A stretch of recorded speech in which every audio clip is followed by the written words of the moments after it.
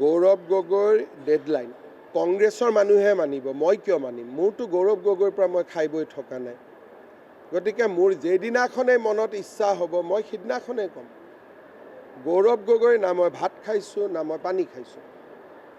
যোনে গৌৰৱ গগৈৰ পৰা টিকট পাবলগীয়া আছে তেওঁলোকে গৌৰৱ গগৈৰ কথা শুনিব।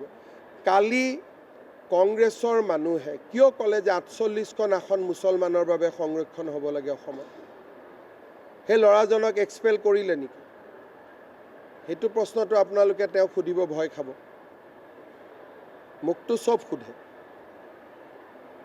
তেওঁক এইটো সোধক যে আপুনি সভাপতি থাকোঁতে আপোনাৰ পাৰ্টিৰ এজন মানুহে অসমত কেনেকৈ ৪৮খন আসন মুছলমানৰ কাৰণে সংৰক্ষণ হ'ব লাগে বুলি ক'ব পালে? আসনটো হিন্দুৰ কাৰণেও সংৰক্ষণ নাই। আৰু যিজন ল'ৰাই ক'লে সেইজন ল'ৰা বেলেগ নহয়, দিল্লী ইউনিভাৰ্চিটিত পঢ়া, যোৰহাটত গৌৰৱ গগৈৰ লগত ১ মাহ একেলগে লগত থাকি কেম্পেইন কৰা। তাৰমানে সভাপতিজনক নুসুধাকৈ এই কথাটো কৈছে নেকি? গতিকে এই প্ৰশ্নবোৰ তেখেতক কৰিব, তেতিয়াহে মানুহে সঁচা কথাটো গম পাব। আৰু তেওঁলোকক সুধিব, যদি হিমন্ত বিশ্ব শৰ্মাই মিছা কথা কৈ আছে তেওঁৰ বিৰুদ্ধে কোৰ্টত আপুনি কেছ এটা কিয় নকৰে? এইটো কথা সুধিব পৰা নাযায় জানো?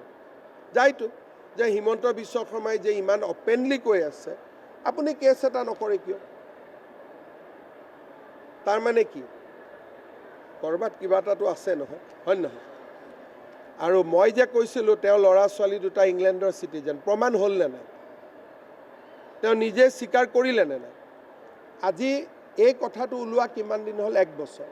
এতিয়া সুধিব যে ল'ৰা ছোৱালী দুটাক ভাৰতীয় কৰিলে নে নাই? আজিতো ১ বছৰ হৈ গ'ল। ঠিক আছে, ভুলতে মই ব্ৰিটিছ চিটিজেন লৈছিলোঁ, এতিয়া চিটিজেনশ্বিপটো ঘূৰাই ল'লে নে নাই? তাৰমানে অসমৰ তেওঁ মুখ্যমন্ত্ৰী হ'ব আৰু 2টা ল'ৰা ছোৱালী ব্ৰিটেইনৰ হ'ব। ইলেকশ্যনত নমিনেশ্যন দিয়াৰ আগতে ল'ৰা ছোৱালী দুটাক ভাৰতীয় কৰিব নাই, এইটোতো সোধক।